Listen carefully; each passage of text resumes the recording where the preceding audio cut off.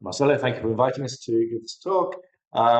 This is work that happened essentially with a couple of visits to Julian in Lyon, both from Laurent, Jacques, and myself at separate times. Interestingly, so really Julian was the linking thing, and we're going to look at onshore. So we're going to go beyond shore is the key thing. Right, let's see if I can actually. Oh, I've lost a clicker. So here we go. I'm going to skip through these slides because Julian has already covered it. We're looking at inverse problems. So I guess just for the video, we can say what we're doing. So Y are my measurements in RM. X is my signal in Rn. Typically, I have a measurement operator. We don't need to worry about that. That's going to be, for almost all of this talk, is going to be the identity. And we have some noise term, which, remember, although written as additive, can be signal dependent. So this is really a whole range of different noise types. Okay, so what we're going to talk about, obviously, self-supervised denoising. Can we learn F from the noisy measurements alone? So we've got this setting with no A or trivial A, but crucially we have we're going to assume, and we will at the end talk about the equivariant imaging as always as a final advert. But the crucial thing we're going to talk about is partially known noise, and I should stress this is actually really important. We've talked yesterday about all the different types of self-supervised denoising, and if you actually go to the literature and see what practitioners are using out there on their experiments, they typically like things like noise to noise, because noise to noise is making no assumptions and they feel comfortable with that. They worry about building too many assumptions into their model, and so that is a concern. So we're going to sort of sit today in Shore as a sort of partial, somewhere between Shore and these methods. Okay, so we're going to look at MMSE estimators. There, as Julian mentioned yesterday, there are other ones, and it is interesting to think about these in terms of uncertainty quantification and the like. Okay, so and apologies, I know you've just seen this slide about half an hour ago. We're looking at the unsupervised loss. We're looking at the fact there's a correlation term. We need to kill that correlation term because that's the only term that contains this is the only term that contains the ground truth. So if we can kill that, we've got a self-supervised one. Okay, right. And again, you've seen this slide half an hour ago, so I'm going to go very quickly. Shore says, basically, if I can estimate this divergence term, I can solve it. But crucially, the divergence term is not just the divergence of the prediction function; it's sigma squared times the divergence. So I need to run this. I need to know what sigma squared is, and it is important. I don't think we ask these questions enough. How sensitive are my models to the assumptions that I'm making? So whenever we build a statistical model, we always put in various things which we think we know. We believe that the noise is Gaussian. We believe we know the variance, etc. How sensitive is it to that? We'll see that actually that's really important. Okay, so you've seen all this stuff earlier. Or we put a prior. Or if we're Bayesian, we put a prior on it and then we just close our eyes because we just know that we're right. Okay. So yeah, again, Hudson's lemma says we can do this to a range of things. We've just heard about the generalization of recorrupt to recorrupt, so I'm not going to really highlight on that. Really, this is my starting point. From yesterday, remember, we had a whole family of self-supervised denoising. So Julian has mentioned the Shore family. I hope he doesn't mind. I put the generalized recorrupted to recorrupted within that list. So this could be, here I've written the Shore loss for the Gaussian case, but as we've seen, you can write it for a whole range of other methods. We have what I call the cross validation family one, which is essentially the noise to noise, or the Marlow CP, going back to 1970s statistics. So again, when you basically have two independent looks at the data. And then there's the cross-validation family 2, which is noise to self, etc., where we assume that we have pixel-wise independence. And again, so if we look down here, we're making different assumptions in each of these cases. In the top case, we are assuming that we know everything about the noise model. Okay, which if we do, that's great, and we'll probably do much better than the other methods. But if we're wrong and we make those assumptions, then we may be paying a heavy price. The middle one, it's nice. It's the one that, so it's interesting. I've been looking recently at some cryo-EM papers that have been doing, the cryo-EM community seem to have adopted very heavily the noise-to-noise framework because they like it, they're comfortable with it. I'll mention stuff about this at the end. They throw away half their data in doing this, but they feel that they've not made any assumptions and they get good results. Cross-validation, so again, this looks like we're not making any assumption or any real assumptions. This applies to any distribution as long as we have pixel-wise independence. So an interesting question is, when do we have pixel-wise independence and when don't we have pixel-wise independence? If you start to dig into signal processing chains of some imaging systems, so Julian mentioned SAR imaging, you could look at sonar SAR, ultrasound. Often you're choosing arbitrarily your sampling grid for these techniques, and you typically choose that conservatively, and therefore some of the noise effects can become correlated. So in that case, pixel-wise independence may not be a reasonable assumption. I think that's really important. Okay, so we're going to try and look at something that's kind of fills a gap. So on this line here, which again we saw yesterday, we've got at the left-hand side the cases where we know the full model. So Shaw, R2R, GR2R, etc. On the right-hand side, we're typically trying to be very blind to the noise model. Though, as I've hinted, we are still making certain assumptions here that could be considered to be quite strong. And what we're interested in saying, well, can we do something in the middle? If we're pretty confident that we know that we've got Gaussian noise, but maybe we're not so sure about what the noise level is. That often happens in real sensors.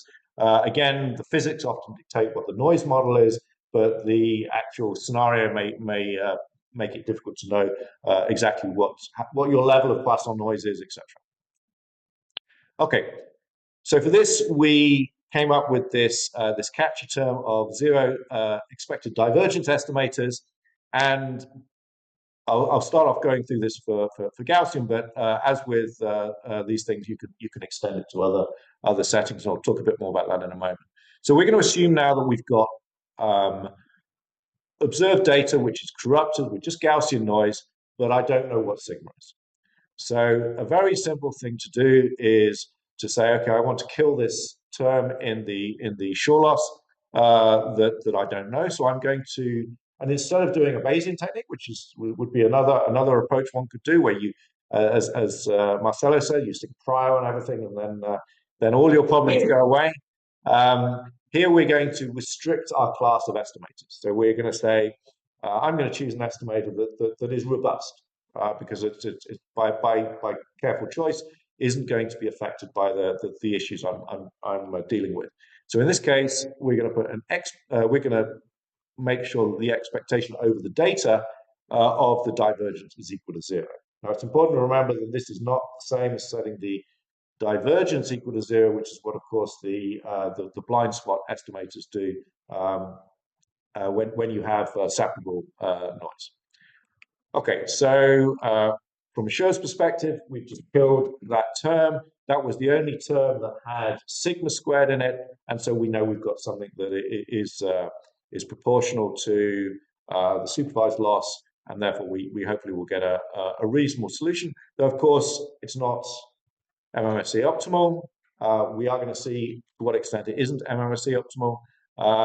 And as I've said, it generalizes to other partially defined models. So I quite like this whole area of partially defined models. I think there's quite a rich vein of research to be done there. Okay, so let's look at how we actually solve this. I want to minimize my data consistency, but subject to this expected loss. I reformulate it as a constrained optimization with a Lagrangian multiplier.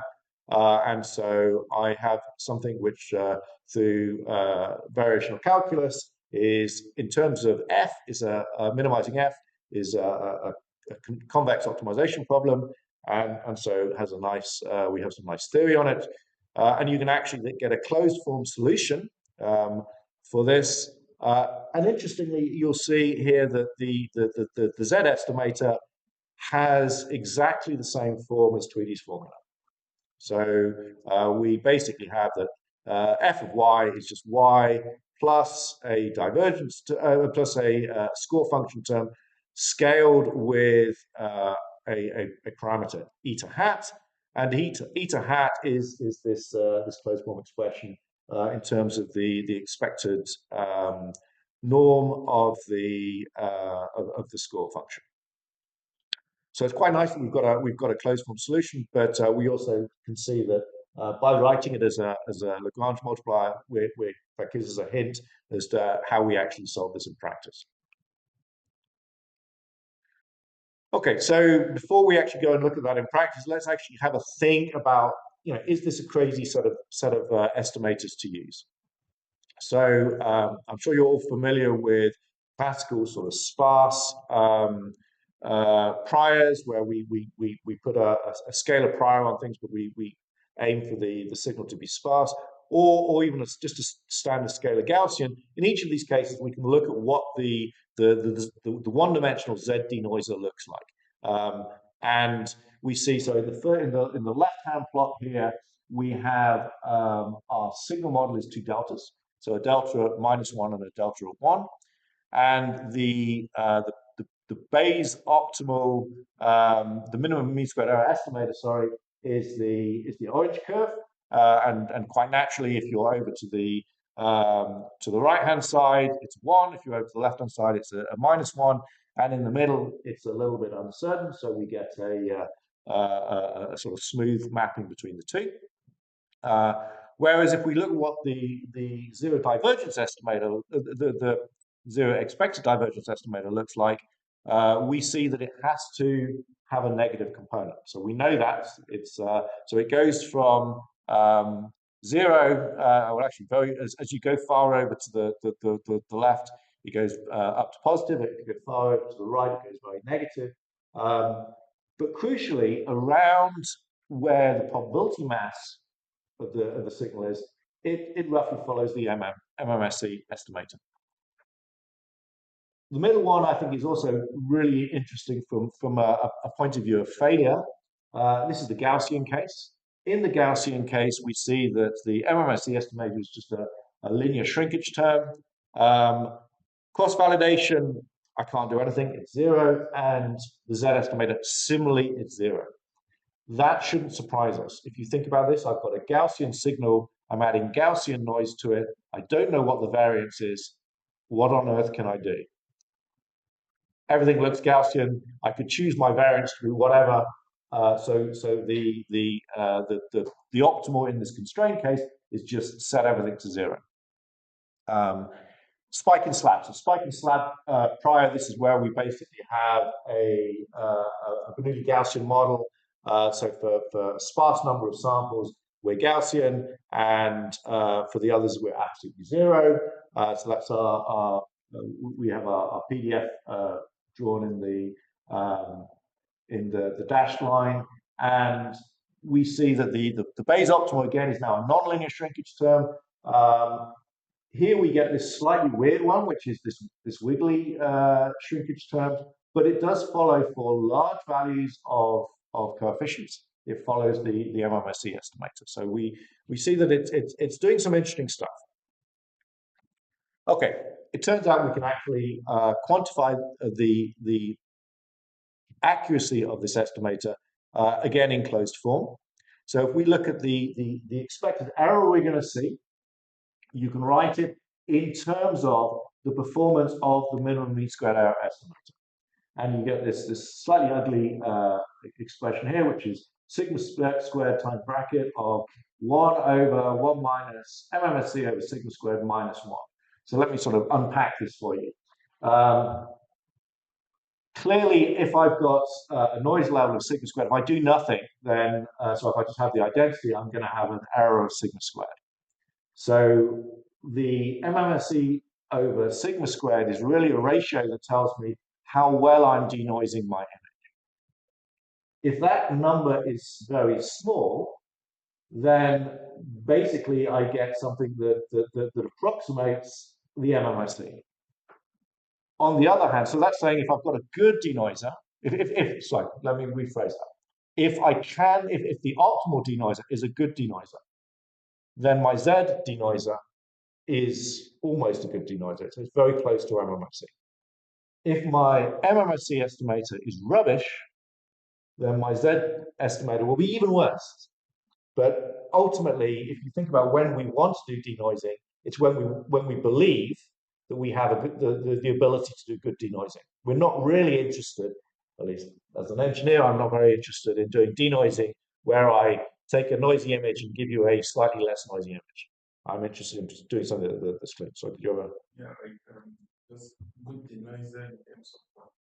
In terms of mean squared error. So if I can essentially, so I would think about this in terms of how the signal distribution is distinct from the noise distribution. If I can denoise something, if I give you an image, I can say I can pretty much give you the clean image. That's a good denoiser. If on the other hand you give me a noisy image and I do a lot of work and I end up with something that's slightly less noisy, that's not such a good denoiser. So when we have good, when we can do good denoising, these methods are good as well, which is quite nice. So okay. Yeah, when the posterior mean of the Oracle model absolutely does a good job. Absolutely, yeah. So we'll see some examples of that later. You can also see how bad Gaussian priors are. Yes, yeah. Okay. As an upshot, another thing we can show is that the eta term. So this is the term that replaced sigma squared in the Tweedy-like formula. Actually can be shown to be a conservative estimate of the noise level. So it is always going to overestimate in expectation the noise level, and that is what we're essentially doing in the estimator. We're choosing a sigma. We're choosing something that's equivalent to sigma squared. So that maybe might give us a link to how this relates to Bayesian methods. Okay, so how good is this? And let's actually try this on a denoiser. So you asked about how this relates to what do I mean by good denoiser? So if I take images, I train DrewNet, which is a very good neural network denoiser for images. I can do supervised training. So sigma here is running along the bottom. So small amounts of noise on the left, large amounts of noise on the right. I can then train Z DrewNet. So DrewNet is trained, the blue curve is supervised. So there I've got access to ground truth data. The orange curve is self-supervised, no access to ground truth data. And you see that I'm probably, even at the quite high fidelity ends, on the left-hand end, I'm losing about a dB. But on the right, that's tending to 0. In terms of the theoretical MSE, where we assume that the DrewNet is giving us the Bayes optimal solution, so we can plug that in and say what should we be getting? We get the green curve, which suggests that two things. One, the DrewNet does seem to be giving us something close to the score function, to the optimal estimator based on the score function, and that our Z DrewNet is matching the theory nicely. Okay, so that's for Gaussian, but as with all these things, there's nothing that restricts us to Gaussian. We can move to other nice families. So always we're working in sort of nice exponential families. So we can look at Poisson noise. Sorry, not Poisson. This is Poisson Gaussian. So here we're using the trick that Julian just mentioned about doing the Taylor expansion, which we know is bad. But having now seen Julian's talk on generalized recorruption, I reckon we could rewrite this with new terms now that don't do this Taylor expansion. But okay, doing this Taylor expansion on the Poisson Gaussian, we need to kill two terms. We need to kill a term associated with the variance, and we need to kill a term associated with the Poisson noise level. So we have two Lagrange multipliers, and we can then do a constrained optimization over that, and get the solution. Now, you need to look at the closed form solution, which is quite messy. You need to go to the paper. Okay, this is the one I really like. I think that although this is a relatively straightforward extension, it's something that I think we're going to see actually has a lot of practical application. Sorry, before you go. Yeah. Can you go back up to 3 slides? So, could you comment a bit more on solving that minimax problem? I'll come to the you just hold your horses. I'll come to that. Okay, right. So before I come to that, let me just talk about the uncorrelated. I like this. Right. So let's go back to the Gaussian case. What happens if my noise is non-isotropic? So again, it's an assumption we make all the time. I'm going to assume that my noise is IID across my pixels. What happens if it isn't? And I can tell you in a lot of data that you will get off a real piece of hardware, there will be correlated noise. And if we don't know it, well, we just play the game again. This time we've got a Gaussian noise with an unknown covariance matrix. So I can parameterize that covariance matrix how I like. We'll talk about a couple of ways in a moment, but let's assume that there's some vector of parameters eta that parameterize that covariance matrix. I can then play the same game, turn the handle, write down what the constrained optimization problem needs to be. We can then get something that in the Gaussian case, again, looks like Tweedy's formula, but now we have the score function multiplied by a covariance matrix based on eta hat and eta hat. So again, this is giving us a conservative estimate of my covariance matrix. Okay, so where might we want to use this? So in practice, one could imagine if you had unknown per pixel noise levels. I cannot think of an application of that. Julian, have you got an application of that? But this is much more general than that. This is any unknown covariance matrix. So the obvious one is, what if I've got spatial correlation? If I've got spatial correlation, that's saying that I can parameterize my correlation through a circulant covariance matrix and then have a finite correlation length across the pixels. Okay, so now to Marcelo's question. How do we implement this? Well, we want to train a deep neural network, as always, F to be our estimator. There's two ways we do it. One is the direct sort of Lagrange-based method. We approximate the divergence using classic Monte Carlo Shor, though I'm interested to know whether we can actually plug in generalized recorruption to recorruption. I see absolutely no reason why we can't. And then we need to solve the constrained optimization problem. So for that one, we will need to introduce a Lagrange multiplier. The second method of doing this is that work on denoising autoencoders has shown that these things essentially learn, give you an approximation of the score function. So when you train a denoising autoencoder, that's basically you plug your signal into your neural network, and then with noise, and then you train it to denoise that. So these can be used to extract the score function, and then one could do that and then plug plug your score function in directly, estimate your parameter eta, and then plug that in, and so explicitly construct your denoiser. So this is actually based on, there's a paper called Noise to Score from I think the Korean group, and they've done this before using these denoisers. We'll see how practical this is as a different method, but it is we have these two different implementation methods. Okay, yes. How practically do we choose the alpha? The alpha for the so this really Julian should be answer this one. Alpha is small, but not too small. So it is problematic. Like this. There are various heuristics that have been encoded in various toolboxes for choosing alpha.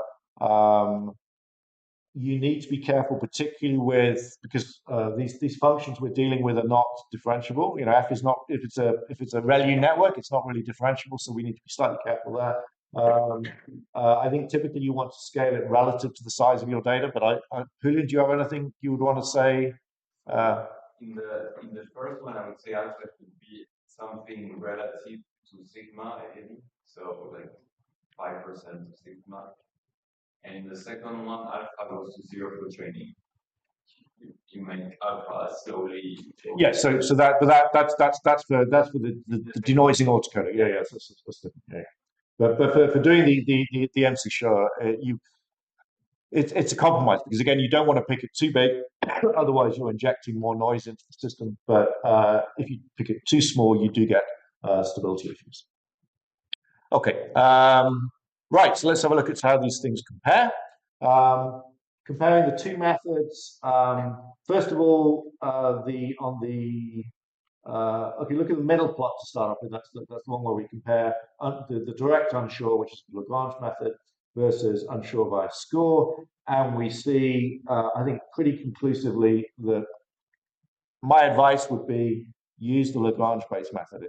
The other, they both converge to essentially the same thing, but the convergence of the unsure by score is tough. As Julian says, you've got to do this annealing process on the denoising autoencoder to get the score function. So it's just you're trying to solve something very hard to actually get something that's much easier. Whereas in the Lagrange multiplier case, you're going to converge onto the constraint. And I would argue that if you're slightly off it, it's not critical. It's not like a constrained optimization problem where being outside of the feasible set is terrible. It's going to be, you're going to pay a small price. We see that if we plot the sigma on the right-hand plot, sigma against eta, that actually the eta term tracks very accurately the sigma. I should have said the data we're looking at here is toy data. It's MNIST data with isotropic Gaussian noise, and on the right we see how quickly the eta is accurately predicted. So the eta term is playing very little role in terms of slowing us down in terms of training. So you can see on the left-hand plot that although we're doing a constrained optimization problem, the constraint pretty much settles down after about, I don't know, 15, 20 epochs, and then is constant. So then you're really just doing a standard learning problem. Oh, sorry, I've gone back. Right. So yeah, this is the Lagrange formula, and in terms of the difference between this, so Marcelo, you asked how we do this in terms of doing this compared to doing Shor. Essentially, if I do this term, I am estimating the Monte Carlo divergence, so that is exactly like Shor. I then minimize my loss using stochastic gradient, so that's exactly like Shor. The only difference here is that step, which is a gradient ascent that we do within the in the inner loop to maximize the Lagrangian. And that's it. So really, the modification of this and I'm being very flippant here. I've not coded anything up at all myself, as you know. Julian coded it up, but I'm told on good authority that the only difference is there's this one line of code. So the choice of the solver doesn't seem to be very relevant in terms of the solver on eta or on F. No, on F. We keep the same ATA. Yeah. We're just doing an inner loop Lagrange constraint, and you saw on the previous plot that this thing converges very quickly. So then if you imagine once I freeze that line, you're just doing standards, surely. Yeah. Okay. So final set of slides really are the ones just to go through some experiments to highlight what I said at the beginning, which I think is really important, is how sensitive are your assumptions. So here we've again got the MNIST data, we've got isotropic noise, so sigma along the bottom from 0.1 to about 0.5, PSNR along the y-axis. Supervised is the blue dotted line at the top, not surprisingly, it's the gold standard. Unsure is the orange curve, which pretty much tracks the blue line. So we see we're without ground truth theta, we're still just doing pretty much perfectly. And then the green line, harder to train. That's unsure by score. Again, similar, but as we said, harder to train. Then the ones I really want to focus on here are the recorrupted to recorrupted, where we set sigma is equal to 0.2. 0.2 is the correct.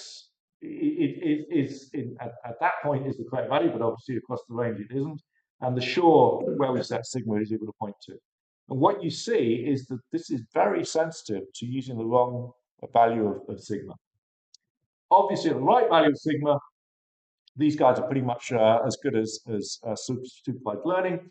But if you're out by, I don't know, 20, 30%, you're going to start really being penalized by that error. And that's a really important thing to remember when using these techniques. So similarly, if let's look at spatially correlated noise. So the setting here is we've trained it on the div2k data set. We've put in spatially correlated Gaussian noise. The true kernel is a 3x3 in these pictures along the bottom. I'm going to zoom in on them in a moment. Again, what we see is, I was really surprised at how bad this was. So if we look at noise to void, that's one of these blind spots, ones that assumes any noise you want as long as it's pixel-wise.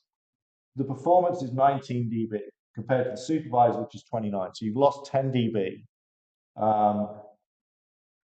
as a combination of the fact that you're using a cross validation method and that you've wrongly assumed that your noise is pixel-wise independent. Neighbor to neighbor, so there you're at least assuming that it's Gaussian, you get a bit more, so you're 23 dB, but you've still lost, 6 dB by wrongly assuming that it's pixel-wise independent. Sure, when you have the known covariance, because of course you can do that sure with any covariance you want as long as you know it, is pretty close to supervised. And as you see for unsure, where we don't know what the sigma is, we lose about 1 dB.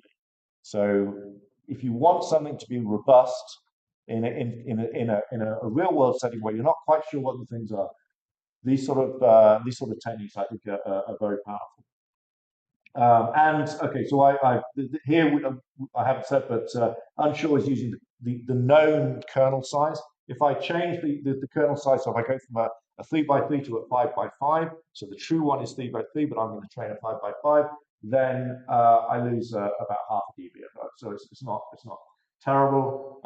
Obviously, if I shrink too small, then I'm going back to this case where I'm assuming everything's independent, and it goes to roughly the same as neighbor to neighbor. But yeah, if you look at, hopefully you can see this on the in the room. Neighbor to neighbor has done really poor denoising, whereas Shore here sorry, unsure here is pretty much as good as sure with the known covariance. So these things are very sensitive to the assumptions you make. Okay, I'm going to skip. Well, I'm going to go quickly through the equivariant imaging. We can obviously build unsure into equivariant imaging like everything else. Here's an example where we do it with CT, with Poisson-Gaussian noise.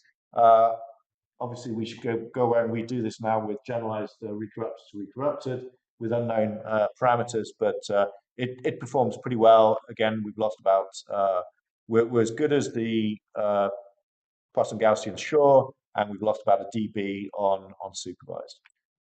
Again, we can do it with MRI, with Gaussian noise. So the final thing I want to talk about is because there's a nice little story here and something important for the students, I think. We submitted this to ICLR this year, and we got some people that really liked it. As with all these reviews, some people really liked it, some people hated it. And one reviewer said, well, all this stuff you've applied it to is simulated data. What about real data? And actually, I think that's a really good point for a method that is trying to be robust. Now, the challenge, of course, is that how do you evaluate on real data? To a certain extent, you're having to eyeball it or do some sort of cross validation if you've got that access. So this reviewer said, go and look at cryo-EM. This method is state of the art, so I don't know whether we're talking about authors of this paper or people that just use this sort of stuff on cryo-EM. So what they do, let me just give you a quick setup of the cryo-EM. You're taking a tomographic image of a frozen set of molecules. You then isolate the patches of these molecules, and you want to use that to build the 3D molecular structure. But before you do that, you want to denoise. These are very noisy images. So what they do is they have a sequence of frames that they take, sequence of images they take. They typically split it into odd and even frames, and then they train crosswise using noise to noise, and they get some pretty impressive results. So you get, there'll be a better slide on the next one, but you basically get examples where on this sort of top right here, where you've got very noisy data and you clean it here using a unit, and you can actually start to see the molecules coming out. So we were challenged in the review process to actually apply unsure to this. And we're obviously a bit nervous to know whether it's actually going to work or not. Plus the fact that this takes in pairs of images. So we wanted to do a fair comparison. What we did was something quite simple. We just took those pairs of images and averaged them. So obviously that's going to give us a sort of 3 dB boost in SNR. But of course, now we've only got one image. So we've lost the fact that noise to noise has two images to compare over. So this is definitely not optimal. I keep hassling Julian. I think we should do something that actually trains an unsure on pairs of images to see how well that feels. But we, as a test, we basically did the cryo-EM patches, we averaged them, and then we just ran unsure on that, assuming it's a tomography problem, so you can expect there to be a mixture of Poisson-Gaussian noise. So we used the simple Poisson-Gaussian noise model, and these are the results. So that is the measurements. Hopefully you can see that, or not see much in those measurements. It's a very noisy problem. That's what noise to noise produced. I'm going to zoom in on these in a moment. Which is so that is very impressive. And you can see why the practitioners are keen on using this sort of stuff. This is what Poisson-Gaussian unsure produced. Let me zoom right in, and you can see. In fact, it's really good on this screen here. The noise to noise has done a good job. You can see the individual molecules, but it's still quite heavily noisy. The unsure is much cleaner, and if you actually start looking at some of these molecules, I'm not a cryo-EM scientist, so I can't really tell you what I'm looking for, but you can see structures that are apparent in the unsure version that you can't see in the noise to noise. So anyway, the good news is this flips the reviewer's decision on the paper and said, yes, definitely you should accept this paper. So we were very happy, and Julian's going to present that next month, I think. Okay, so let me summarize. We filled in the gap, or some of the gap, between fully defined models and very robust models that don't have full probability models, where we know something but maybe not everything. And I think this is there's almost certainly more scope for other things that we can put here. But the key take homes are, for this unsure framework, we are near MMSE optimal. So when MMSE is good, so when we have a small MMSE, then we'll have a small error from unsure, which I think is fantastic. It's robust to unknown noise levels, and we've shown that sure family is not robust to the incorrect noise levels, and it's robust to correlated noise. And again, we've shown that other methods like these blind spot methods are not. Right, thank you.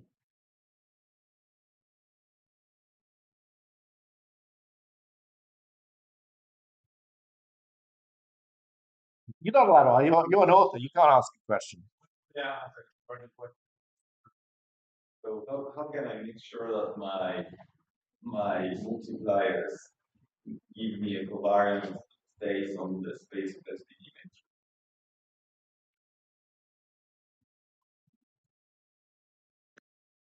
So we're talking about the correlated noise case.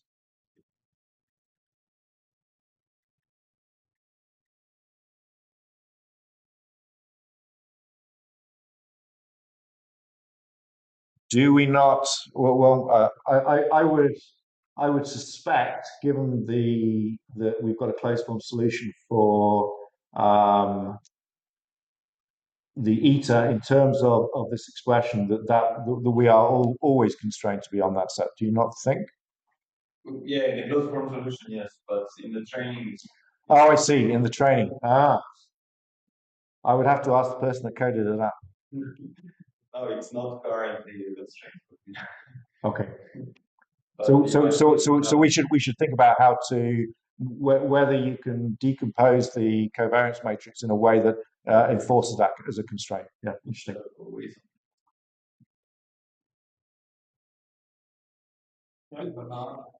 This is a bit of a naive question, but in a situation where you have to make a guess on the kernel size for the noise correlation, is that something you could pull out with just like the autocorrelation, or would you find that the actual image wouldn't allow you to access? Yeah, so the problem is the image will have very high and to a certain extent, when you're denoising something, you're always playing the game of the fact that you've got two very disparate signals. If your noise looks very like, so we saw that in the Gaussian case. So if your noise looks very much like your signal, you're stuffed. So the fact that you start putting in noise that's correlated, we know that images have got high correlation, means that it's becoming much more challenging. So you're having to rely on sort of more subtle distinctions between the two signals. So you can't just do it by that. We haven't tested it exhaustively. In theory, you can go to any size correlation you want. My gut feeling is if you do that, it's going to become harder and harder to train. So you want to have something. But again, from a practical point of view, where I've seen correlations in data from sensors, you are typically looking at. So you can. So the sort of example I'm thinking about is if you've got SAR imaging, you're going to put down a grid and you're going to process on a grid to make things easy. That grid is to a certain extent arbitrary. You sort of define it by the bandwidth of the signals that you're setting up and the beams that you're setting out. So you typically define that conservatively. So you want to have a finer grid than you necessarily need. But that means that any noise, particularly any scene noise, so a lot of you get the sort of speckle noise in SAR. that one can actually argue is not really noise. It's a classic thing from coherent imaging. But when you push it through your processing pipeline, you will end up getting correlated data. And you probably could make a reasonable estimate as to what that is, but exactly how much that is, I think it's going to be challenging to tie down. So having something where you can say, well, this is just robust to it is really easy. Yeah. Yeah. Please go to the slide on the Julian. Yeah. So for this device is the Julian is like noise aware, where we inform the level of noise. We don't need to because it's supervised. So I'm literally giving it a noisy image and then a target clean image and saying do the best you can. I'm minimizing the L2 loss. So if this is a flexible enough function, I will learn my conditional mean.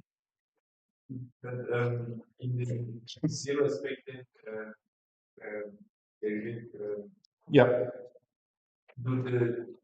Are we inform also the noise level or no? So in the Z case, we're training. We just give it the okay. In the supervised case, I give it the noisy and the clean, and I give it lots of versions of that, and it just regresses. So and I'm minimizing the L2 loss.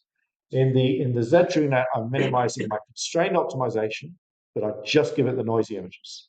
So it never sees a clean image. In the graded measurements, do we have only one noise level or? Good question. Very good question. Right. So that is this is a very good question because it's always important to try to identify what we're doing wrong. Yes, we are assuming that we only have one noise level. So we've trained this on a single noise level, and we're showing that it's robust to that noise level. Now, I could imagine a scenario where the noise was not fixed on each image.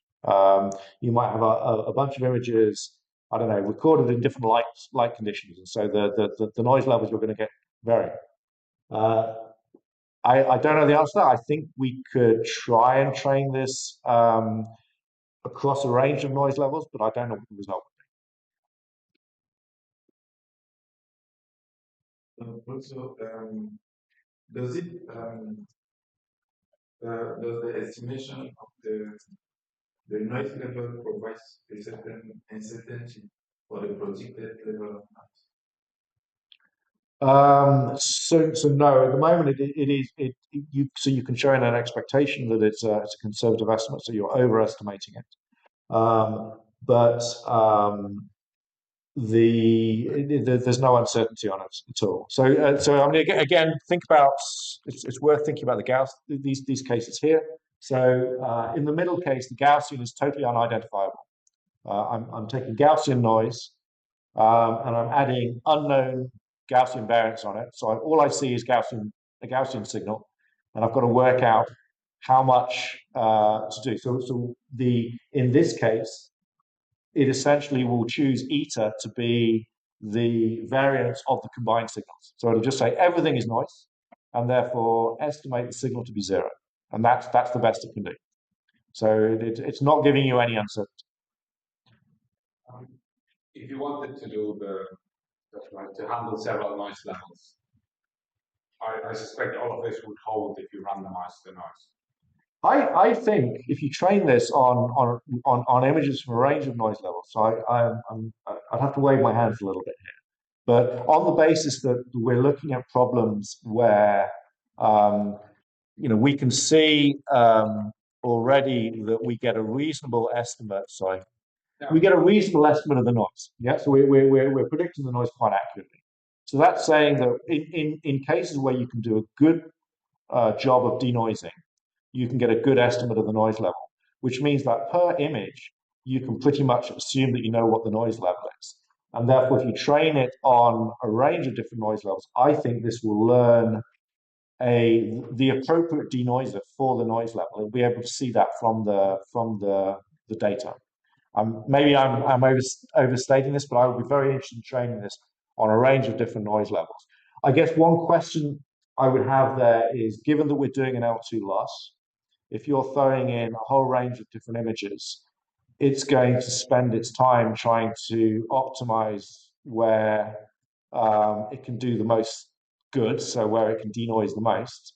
So it may not, whether it will do such a good job of denoising for small amounts of noise, given that the cost benefit on that is less. I don't know, but ultimately, I think it would be an interesting experiment to do. Okay, in the interest of time, yeah. Why don't we intro?